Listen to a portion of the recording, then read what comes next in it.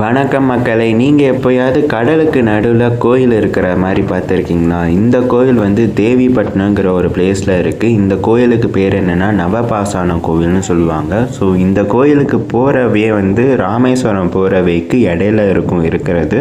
அதியமான் பீச்சுக்கு போகிறவங்கலாம் இந்த கோயிலுக்கு வந்துட்டு போகலாம், இல்லை ராமேஸ்வரம் போயிட்டு கூட இந்த கோயிலுக்கு வரலாம். சரி வாங்க கோயிலுக்குள்ளே போகலாம். இந்த கோவிலில் வந்து என்ன ஸ்பெஷல்னு பார்த்தீங்கன்னா, ஏதாவது உங்களுக்கு தீட்டு கழிக்கணும், இல்லை உங்களுக்கு திருஷ்டி மாதிரி இருக்குன்னா இந்த கோயிலுக்கு வந்து அதோட நிவர்த்தியெல்லாம் நீங்கிரும் அப்படின்னு சொல்கிறாங்க. ஸோ இந்த கோவிலில் அப்படி என்ன இருக்குன்னா, நவகிரகங்கள் தண்ணிக்குள்ளே இருக்கிறது. ஸோ அந்த தண்ணிக்குள்ளே இருக்கக்கூடிய நவகிரகங்களை நீங்கள் போய் சுற்றிட்டு வரலாம். ஒரு பாத்து மாதிரி இருக்கும், அதில் நீங்கள் பூஜை பண்ணணும்னா ஐயர்கிட்ட சொல்லி பூஜையும் பண்ணிக்கலாம். இந்த கோயிலுக்கு நீங்கள் வர மூலமாக உங்களோட வாழ்க்கையில் இருக்கக்கூடிய கஷ்டங்கள் திருஷ்டி எல்லாம் நீங்கிரும்னு சொல்லி ஐதீகம்.